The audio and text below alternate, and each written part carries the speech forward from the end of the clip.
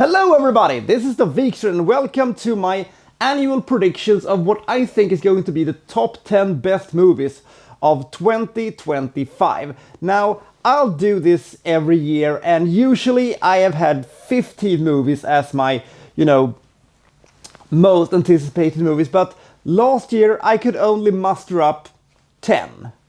This year is actually even worse. I was barely able to get 10 movies that I think is going to be so good that they deserve a spot on this list. A sign of Hollywood's decline, or maybe it is the fact that it has become more and more unpredictable to actually find out what's going to be the best movies of the year, because the really great movies are sort of more hiding in plain sight than being announced as being these big juggernaut things. But I have actually managed to get a couple of really good movies and a couple of things that might be very good, but let's find out what those are, shall we? This is my top 10 most anticipated movies of 2025.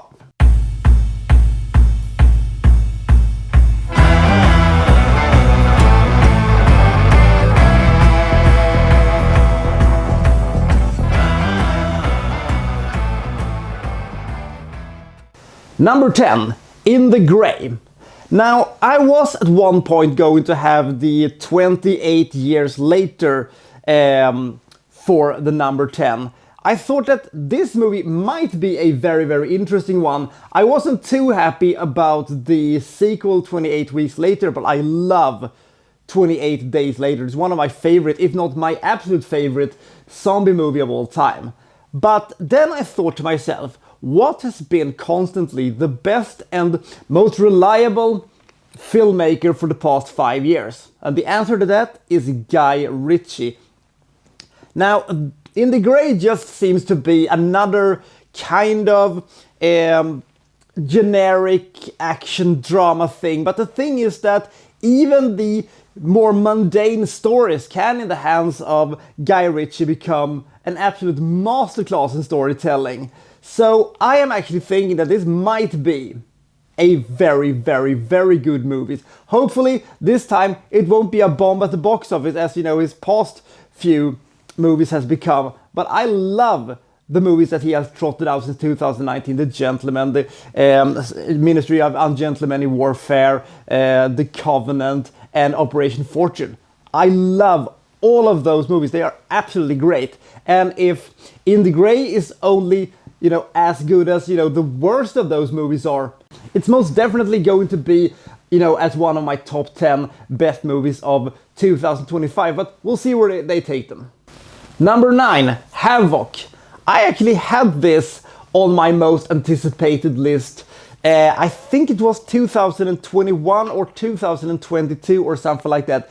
This has apparently been on the shelf for a number of years, but finally it's going to get its release.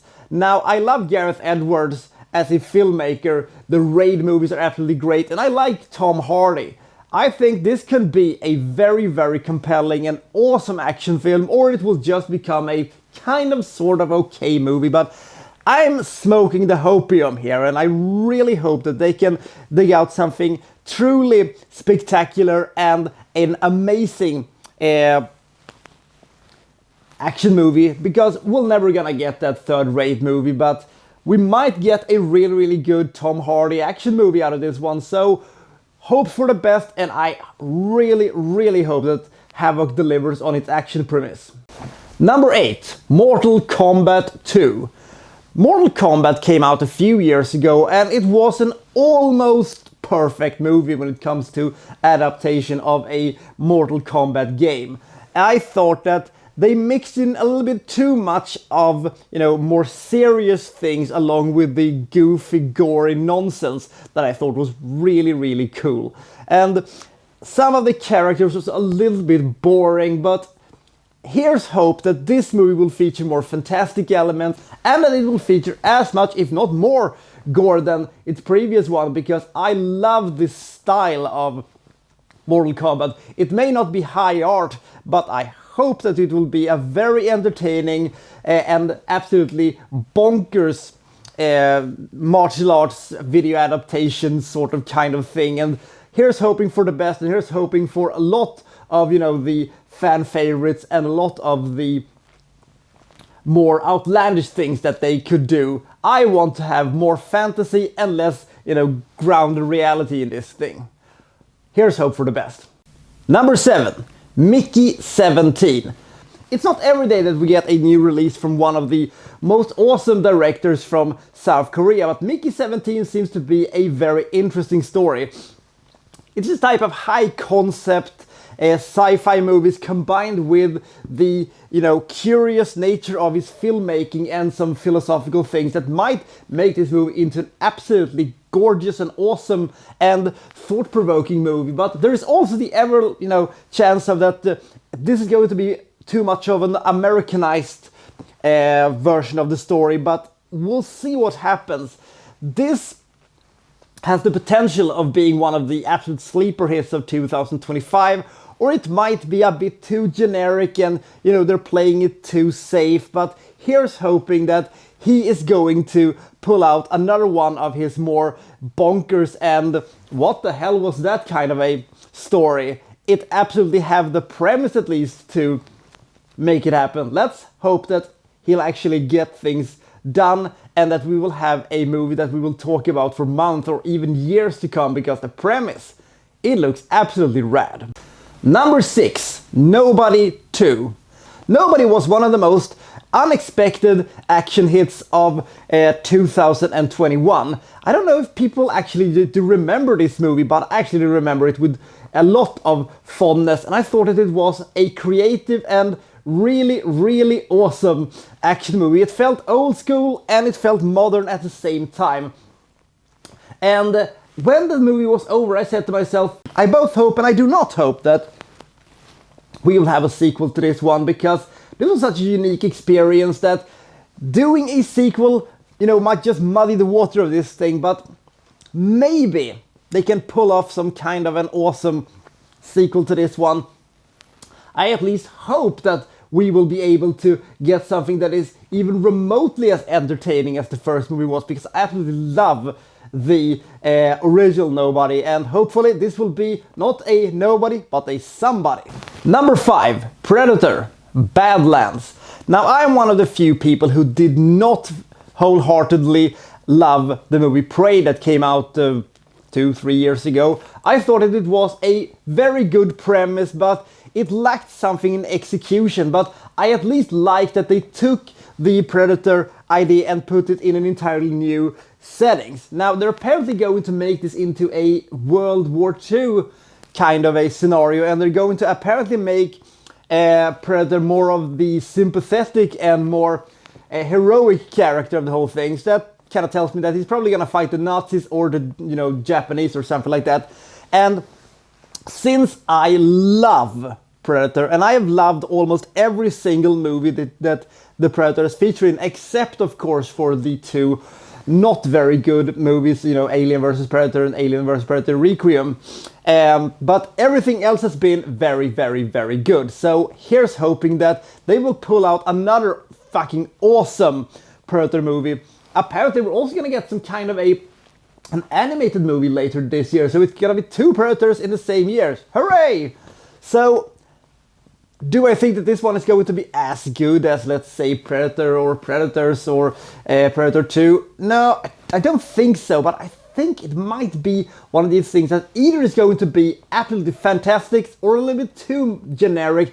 It all depends on how it looks and how it feels, and if they're going to make, the Predator a pussy or anything like that, I'm gonna be... But if they make him both a badass and a heroic badass, I could be down for that. Number 4, Nosferatu. Nosferatu is a very, very good silent film. Nosferatu by Werner Herzog is an almost perfect horror movie. It's one of my favorite horror movies of all time. I hope that Robert Eggers' new adaptation of the story with Bill Skarsgård can be even better. I don't know if that is going to be the case, but I really hope that, because I love him as a filmmaker. I love his style and I love the way that he, works with environments and, you know, the atmosphere that he provides. I love The Witch and I love Northman. I hope this can be absolutely incredible. They have all the things lined up to become a new modern classic. I really hope that they do a similar thing as what Coppola did with the very, very, very underrated Dracula from 1992. Doing more of an old school presentation and ignoring all the things you should do in a modern movie, just trying to make a movie as old school as you can do with modern equipment. I think that Nosferatu has every chance to become one of the best horror movies of the entire decade. Let's hope that I'm right about that. Number 3, The Running Man. I think that the movie with Arnold from 1987 is a movie that has gradually become better and better as years go by. When it came out, it didn't really work, but as time has, you know, progressed, the movie has sort of become more relevant than ever. It is not a good adaptation, however, of the source material. The Running Man is one of the most underrated books that Stephen King has ever written. He wrote a bunch of really good books as Richard Bachman, which was a pseudonym that he used for a bunch of books that he wrote. I don't know why, but there is probably some kind of reason for it somewhere. Now, because it is Edgar Wright who is doing the direction on this movie, and because he has casted Glenn Powell, Hollywood's new favorite, in the leading role, and that he has said that he's going to make a movie that is much closer to the source material than Arnold's movies, I think that we have the potential of having one of the greatest action sci-fi thriller movies of, you know, the decade maybe coming up. Or maybe I'm aiming too high for this one, but there is a small chance that this might be one of the best Stephen King adaptations that has ever been done. I just hope that they don't change too much from the original source material and actually let us have this character arc that they're having in the original book, because if they do, it might be some of the most compelling viewing for a long, long time. Here's hoping that The Running Man will be a running success. Number 2, Avatar, Fire and Ash.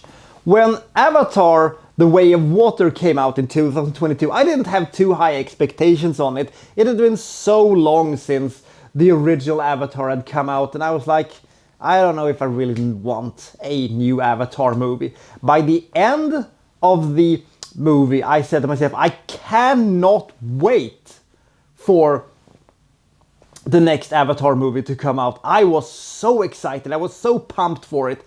And I will say this, that I really hope that they will put out something quite extraordinary for this movie. I really, really dug Avatar The Way of Water. I haven't really watched the original Avatar for quite some time, but I just find myself so immersed in the story of Pandora and all of these characters. And yeah, it is kind of on the nose sometimes that, you know, the environmental message that they have, and, you know, stuff like that. But I don't really care, because the characters are still so compelling and the visual storytelling is just so amazing that you just get so immersed in this completely different world. This is escapism, and maybe it's one of its finest, because you just want to walk around on Pandora and just, you know, almost be a tourist there. And I just love James Cameron's filmmaking, and despite me really wanting him to do other things than just Avatar movie after Avatar movie after Avatar movie, hopefully this is another step on the way towards what I hope will be a grand finale in 2 or 3 movies or something like that. But I'm really, really hyped for a new Avatar movie. And I'm kind of surprised that I'm saying that, you know, despite how lackluster my interests were for the second movie. But I'm really hyped for the third movie. It is just the fact that there is one movie that's gonna come out this year that I'm just so much more hyped for, and that is, of course, number 1, Mission Impossible 8. The best movie of 2023 was Mission Impossible Dead Reckoning Part 1. they have now dropped, you know, Dead Reckoning thing because the movie was not a huge hit at the box office. But as they're gearing up for what is supposed to be the, you know, finale of the entirety of the Mission Impossible saga, my expectations are absolutely through the roof, because I hope that they're going to pull out something quite incredible. Tom Cruise is going to try to kill himself on the screen once again for our viewing pleasure, and I am all here for it. I have loved every single one of the Mission Impossible movies except Mission Impossible 3, which I thought was a little boring and a little confusing at times. Everybody else has been absolutely amazing, and the streak that they have been on for the past few movies have been absolutely incredible. This is the best action franchise going right now, and I have such enormous expectations for this one, and I really hope that they can pull out an absolute monstrosity of a finale for this one, or it might fall, you know, short of expectations. I don't know, but I really, really, really hope that this is going to be the ending it deserves. We'll see what happens. So what is your most anticipated movies of 2025? Comment below, and I'll see you next time for, well, so and so reviewing, well, such and such. Thank you for watching. Thank you very much.